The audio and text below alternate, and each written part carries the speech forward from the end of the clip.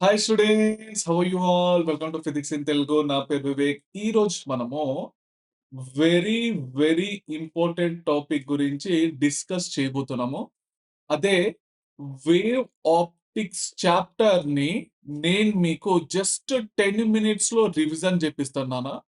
నా తరపు నుంచి నేను ఇంకా గ్యారంటీ ఇస్తున్నా. ఓకే. సో ఐఐటి, జేఈ ఇంకా నీట్ కి సంబంధించిన న్యూమరికల్స్ అన్ని కూడా సాల్వ్ అయితాయినానా సార్ ఈ 10 నిమిషాల్లో నేను సాల్వ్ చేయగలుగుతారా అంటే 100% నేను గ్యారంటీ ఇస్తున్నా కదా, చేయగలుగుతారు నాన్న. ఓకే. ఏదైతే ఇంపార్టెంటో దానిపైన ఫోకసింగ్ చేసి ఇప్పుడు నేను మీకు ఎక్స్ప్లెయిన్ చేస్తాను నాన్న. ఓకేనా? రైట్. సో చూడండి, ఆ! ఈరోజు మోస్ట్ టార్గెటెడ్ ఫార్ములాస్ పైన మనము డిస్కస్ చేయబోతున్నాం. ఓకేనా? వేవ్ ఆప్టిక్స్ చాలా డేంజర్ చాప్టర్ కదా!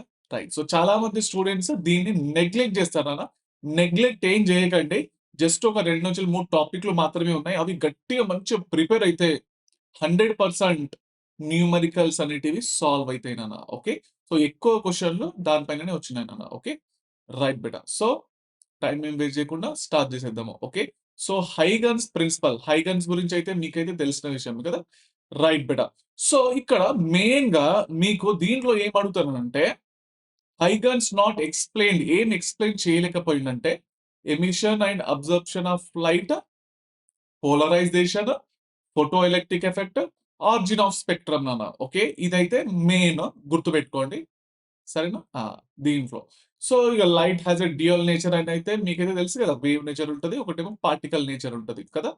Right. Next types of wave front నాన్న. ఓకే. రైట్. సో, ఇది స్పెరికల్ వేవ్ ఫ్రంట్. ఇదొచ్చేసి ఒక్క నిమిషం. ఇదొచ్చేసి స్పెరికల్ వేవ్ ఫ్రంట్. ఇదొచ్చేసి సిలిండ్రికల్ వేవ్ ఫ్రంట్. ఇదొచ్చేసి ప్లేన్ వేవ్ ఫ్రంట్ నాన్న. జస్ట్ సింబల్స్ అవి గుర్తుపెట్టుకుంటే సరిపోతది. పెద్ద ఏం లేదు దీంట్లో. ఓకే. ఇగ next wave front from lenses. Okay. So, ఎప్పుడైతే మనము ప్లేన్ వేవ్ ఫ్రంట్‌ని ఒక లెన్సెస్ ద్వారా పంపిస్తామో, అప్పుడు మనకు స్పెరికల్ వేవ్ ఫ్రంట్స్ ఒస్తాయి. ఓకే. అది కాన్కేవ్ లెన్స్ అన్నా ఉండొచ్చు, లేదా కాన్వెక్స్ లెన్స్ అన్నా ఉండొచ్చు. ఓకే. స్పెరికల్ వేవ్ ఫ్రంట్స్ ఒస్తాయి. ఇదొక్కటి జస్ట్ గుర్తుపెట్టుకోండి అంతే. ఓకే. రైట్. సో, ఇప్పుడు నెక్స్ట్ హైగన్స్ ప్రిన్సిపల్. సో, ఆయన ఏం జెప్తాడు అన్న విషయం అయితే ఇగ మొత్తం ఇక్కడైతే ఎక్స్‌ప్లనేషన్ ఉంది. అంతేం లేదులెండి. అంతేం ఇంపార్టెంట్ కాదు. ఇగ కీ పాయింట్ ఇది గూడా అంతగానం ఏం ఇంపార్టెంట్ కాదనుకోండి. Okay. Backward wave front is rejected. ఎందుకనంటే ఇగో ఇది కేస్ ద్వారా రిజెక్టెడ్ అన్న. ఓకే. రైట్. ఇప్పుడు ఇది వెరీ ఇంపార్టెంట్ నాన్న. Very, very, very important. ఇది నెగ్లెక్ట్ జేయకండి. సరేనా? రైట్. సో, దీంట్లో కన్‌స్ట్రక్టివ్ ఇంటర్ఫియరెన్స్, డిస్ట్రక్టివ్ ఇంటర్ఫియరెన్స్ ఉంటది. మెయిన్‌గా మీకు న్యూమరికల్స్ వచ్చేటివన్నీ ఇగో మాక్సిమం యాంప్లిట్యూడ్ అని అడగొచ్చు. మాక్సిమం ఇంటెన్సిటీ అని అడగొచ్చు. ఓకే. ఈ మాక్సిమం ఇంటెన్సిటీ యాంప్లిట్యూడ్ టర్మ్స్‌లో ఫార్ములా ఇది. ఇంటెన్సిటీ టర్మ్స్‌లో ఫార్ములా ఇది. ఓకే. రైట్. సో, కన్‌స్ట్రక్టివ్ ఇంటర్ఫియరెన్స్‌లో మనకు ఫేజ్ డిఫరెన్స్ ఏ విధంగా ఉంటది? ఓకే. 0, 2 పై ఇది గుర్తుపెట్టుకోవాలి నాన్న. పాత్ డిఫరెన్స్ ఏ విధంగా ఉంటది? ఇది గుర్తుపెట్టుకోవాలి. సరేనా? ఇది చూడండి. ఫేజ్ డిఫరెన్స్‌కి, పాత్ డిఫరెన్స్‌కి మధ్యలో ఉన్న రిలేషన్‌షిప్ ఇది. ఓకేనా? డిస్ట్రక్టివ్ ఇంటర్ఫియరెన్స్‌లో మినిమమ్ యాంప్లిట్యూడ్. ఓకే. ఏ మినిమమ్ దీనిపైన క్వెషన్స్ అడగొచ్చు. దీనిపైనన్నా అడగొచ్చు. దీనిపైనన్నా అడగొచ్చు. ఇది మాత్రం గుర్తుపెట్టుకోండి. Okay. So, phase difference. Okay. ఇదైతే ఇగ మీకు దీంట్లో ఫేజ్ డిఫరెన్స్ ఏముంటదంటే ఇది ఉంటది నాన్న. Okay. Right. So, path difference ఏముంటదంటే ఇది ఉంటది. ఇది గుర్తుపెట్టుకోండి. 100% important.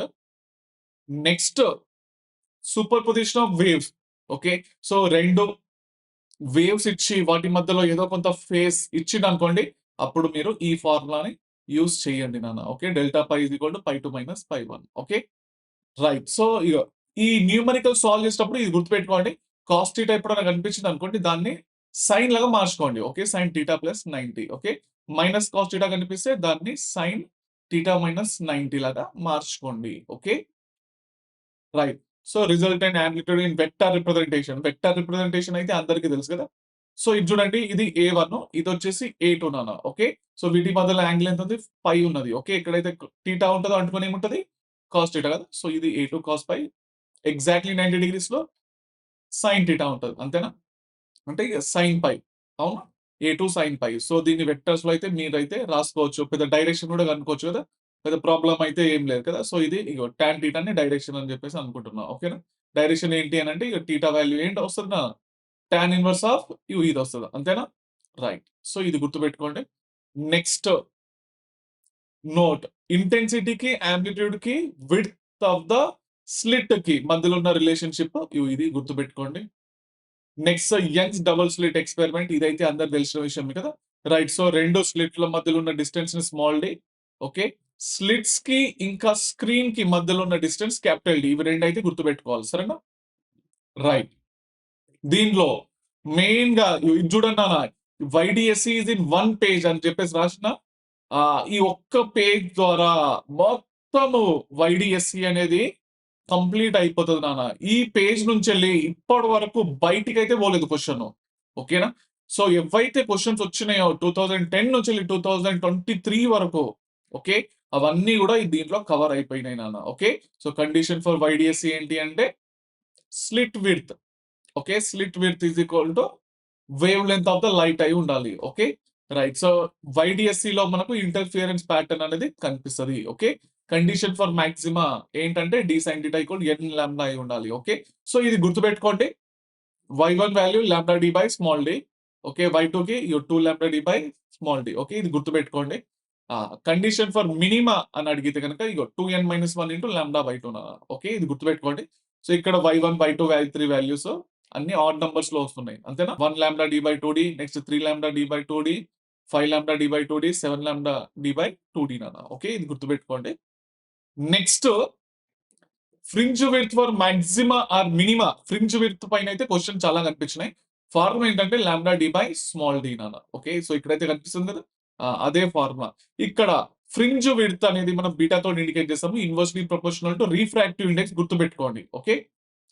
Angular fringe width for maxima or minima రెండింటి కూడా సేమే ఏం లేదు జస్ట్ క్యాపిటల్ డి ని తీసేసేయండి అంతే okay lambda by small d మొత్తం ఫార్ములా అన్ని సేమ్ ఉన్నాయి కదా నాన్న సేమ్ ఉన్నాయి లేవా right if glass slab is introduce okay glass slab కనుక ఉంటే గనక ఓకే సో ఇగో ఈ విధంగా ఓకే సో ఇదొక స్లిట్ ఇగో ఇక్కడైతే గ్లాస్ ల్యాబ్ అయితే మనం పెట్టినాము ఓకే రైట్ మేడం సో ఇది ఇంకో ఇదొక స్లిట్ ఓకేనా రైట్ సో ఇక్కడైతే ఇంటర్ఫిరెన్స్ అయితే వస్తుంది కదా గ్లాస్ ల్యాబ్ దాని యొక్క థిక్నెస్ టీ అనుకుంటే కనుక అప్పుడు షిఫ్ట్ వస్తుంది నాన్న మనకు ఓకే కొంచెం షిఫ్ట్ అవుతుంది ఓకే యాక్చువల్లీ ఇది లేకుంటే ఇక్కడ పడాల్సింది కదా సో ఇది ఉన్నది కాబట్టి కొంచెం షిఫ్ట్ అవుతుంది ఓకే ఆ షిఫ్ట్ ఎంత దాని ఫార్ములా ఏంటి ఇది గుర్తుపెట్టుకోండి okay if 2 glass slabs are introduce up and down పైన ఒకటి కింద ఒకటి ఇంట్రడ్యూస్ చేస్తే గనక అప్పుడు షిఫ్ట్ అనేది మీకు ఈ విధంగా వస్తుంది నాన్న ఓకేనా ఏది పెద్దది ఉంటే ఫస్ట్ అది రాసుకోండి ఓకే ఇది గుర్తుపెట్టుకోండి note in all cases fringe width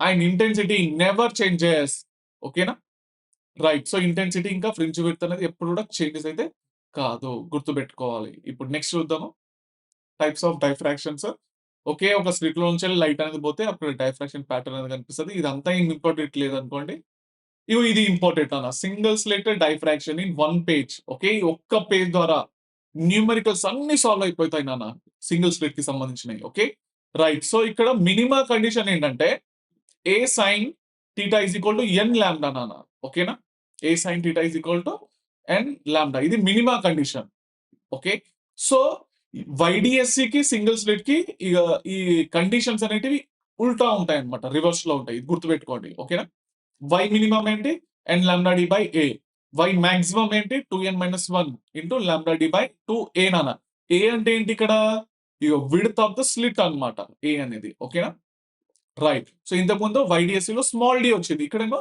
small ఏ వస్తుంది అంతే ఏం లేదు ఇక తేడా ఓకే సో ఈ y1 y2 y3 ఇవైతే మీరైతే కనుక్కోవచ్చు కదా రైట్ నెక్స్ట్ మాక్సిమం క్వశ్చన్స్ అడిగింది దీనిపైన సింగిల్ స్లిట్ లో సెంట్రల్ మాక్సిమా యొక్క ఫ్రింజ్ విడ్త్ ఎంత అని అంటే 2 lambda D by small A గుర్తుపెట్టుకోండి okay 2 lambda D by small A fringe width for maxima or minima lambda D by small A YDSE లో కూడా ఇదే ఇంకా సింగిల్ స్లిట్ లో కూడా ఇదే నాన్న గుర్తుపెట్టుకోవాలి okay angular fringe width maxima or minima okay ఈ angular fringe width lambda by small A okay just YDSE లో మనకు స్మాల్ డి వచ్చింది ఇక్కడ స్మాల్ ఏ వచ్చింది అన్న అంతే okay note intensity goes on decreases from central maxima to last but fringe width always remains constant ఇది గుర్తుపెట్టుకోండి ఓకే కండిషన్ ఫర్ డైఫ్రాక్షన్ ఏంటి slit width is equal to wave length అయి ఉండాలి ఓకే సింగిల్ స్లిట్ లో మనకి ఏమొస్తుంది diffraction pattern అనేది కనిపిస్తది. ఓకే. ఇది ఇంపార్టెంట్. నెక్స్ట్ ఇంటెన్సిటీ ఈ విధంగా వస్తదని మీకు అందరికి తెలుసు కదా నాన్న. ఓకే. ఇగో ఇది మాక్సిమం సెంటర్‌లో. నెక్స్ట్ ఏమైతది తగ్గుకుంటా పోతది కదా! అవునా? తగ్గుకుంటా పోయింది. అవునా? కాదా? Right. Next polarization of light మీకైతే తెలుసు లైట్ అనేది అన్‌పోలరైజ్డ్ లైట్ కదా! అవునా? మన నార్మల్ నేచురల్ లైట్ అనేది అన్‌పోలరైజ్డ్ లైట్. ఎప్పుడైతే మనం పోలరైజర్‌లు యూజ్ చేసామో కదా! సో, అప్పుడు మనకు ఏమొస్తది? ఇక్కడ బయటికొచ్చేదేది పోలరైజ్డ్ లైట్ వస్తది నాన్న. ఓకే. అంతే గుర్తుపెట్టుకోండి. అంతేం అవసరం లేదు. పోలరైట్స్ ఓకే. సో, ఇది పోలరైజర్స్ అయితే మీకు తెలుసు కదా నాన్న. ఇదేంటి అన్‌పోలరైజ్డ్ లైట్. ఇందులోంచెల్లి బయటికొస్తే పోలరైజ్డ్ అయితది కదా! గుర్తుపెట్టుకోండి. ఇది గుర్తుపెట్టుకోండి. ఇది ఇంపార్టెంట్ పాయింట్.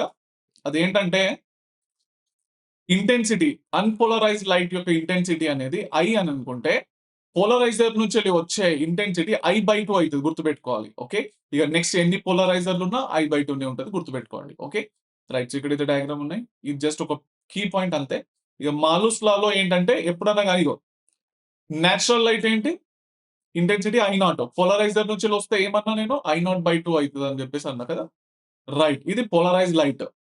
ఎప్పుడైతే ఇది అనలైజర్‌లోకి పోతదో ఓకే. అంటే ఎంతో కొంత యాంగిల్ ఉంటదో ఇక్కడ మనకు. ఓకే. రైట్. సో, ఈ యాంగిల్ థీటా అనుకుందాం. ఓకే. సో, ఇది గుర్తుపెట్టుకోండి. ఏమొస్తది మీకు I0/2కి I0/2 రాసుకోండి ఫస్ట్ I0/2. ఎక్స్‌ట్రాగా ఏం రాయాలంటే కాస్ స్క్వేర్ థీటా రాయాలి. ఓకేనా? ఇది గుర్తుపెట్టుకోండి. Next polarization by reflection. Okay. ఇగ ఇది అంతేగానం ఏం ఇంపార్టెంట్ లేదనుకోండి. ఓకే. మెయిన్‌గా ఇక్కడ ఇది వాటర్, ఇది అన్‌పోలరైజ్డ్ లైట్ పంపిస్తే ఏమైతున్నది? ఇది రిఫ్లెక్టెడ్ రే, ఇది రిఫ్రాక్టెడ్ రే కదా! ఈ వీటి మధ్యలో యాంగిల్ ఏంటి? 90 డిగ్రీస్ అన్నమాట. ఇది మొత్తం పోలరైజ్డ్. ఇది పార్షియల్లీ పోలరైజ్డ్ అన్నమాట. ఓకే. రైట్. నెక్స్ట్ బ్రిస్టర్స్ లాలో ఓకే. దీనిలో మెయిన్‌గా గుర్తుపెట్టుకోవాల్సింది ఏంటంటే ఇగో పాయింట్. ఇగో ఇదొక్కటి గుర్తుపెట్టుకోండి నాన్న. ఒక పర్టిక్యులర్ యాంగిల్‌తో మనం ఇన్సిడెంట్ చేస్తే ఓకే. పర్టిక్యులర్ యాంగిల్‌తో మనము ఇన్సిడెంట్ అంటే బ్రిస్టర్ యాంగిల్ గాని, ఓకే. పోలరైజింగ్ యాంగిల్ 2 కూడా ఒకటే పెద్ద ప్రాబ్లమ్ ఏం లేదు. ఓకే. అప్పుడు రిఫ్లెక్టెడ్ రే, రిఫ్రాక్టెడ్ రే అనేటివి 90 డిగ్రీ అయి ఉండాలి. ఇది మాత్రం గుర్తుపెట్టుకోండి. ఓకేనా? ఇది 90 డిగ్రీ అయి ఉండాలి. ఓకే. బ్లాక్ కలర్ తీసుకుంటా. 90 డిగ్రీ అయి ఉండాలి. అంతే. ఓకేనా? సో, ఇక్కడ దీని యొక్క రిఫ్రాక్టివ్ ఇండెక్స్ అనేది మనం కనుక్కోవచ్చు. టాన్ ఐబీ నాన్న. ఓకే. బ్రిస్టర్స్ యాంగిల్ లేదా పోలరైజింగ్ యాంగిల్ అని చెప్పేసి కూడా అంటాం మనం. ఓకేనా? రైట్. సో, ఇదొకటి గుర్తుపెట్టుకోండి. ఫార్ములా సరిపోతది. ఓకే. రైట్ బేటా. సో, దీనితోటి మీ చాప్టర్ అనేది విజయవంతంగా కంప్లీట్ అయిపోయింది నాన్న. ఓకేనా? రైట్. సో, ఈ చెప్పే ఫార్ములాస్ మాత్రము గుర్తుపెట్టుకుంటే మెయిన్‌గా వైడీఎస్‌సి, సింగిల్ స్లిట్ ఓకే. ఈ పోలరైజింగ్ యాంగిల్ అంతే నాన్న. ఓకే. ఇంకేం లేదిక. 99% దాంట్లో నుంచెళ్ళి క్వెషన్స్ అనేటివి వచ్చినాయి. కావాలంటే మీ దగ్గర ప్రీవియస్ ఇయర్ క్వెషన్స్ ఏదైనా బుక్ ఉంటే గనుక ఓపెన్ చేసి సాల్వ్ చేయండి. ఓకే. చదువుకుంటుండండి. మళ్ళీ నెక్స్ట్ క్లాస్‌లో కలుసుకుందాం. ఉంటాను మరి. బాయ్ బేటా.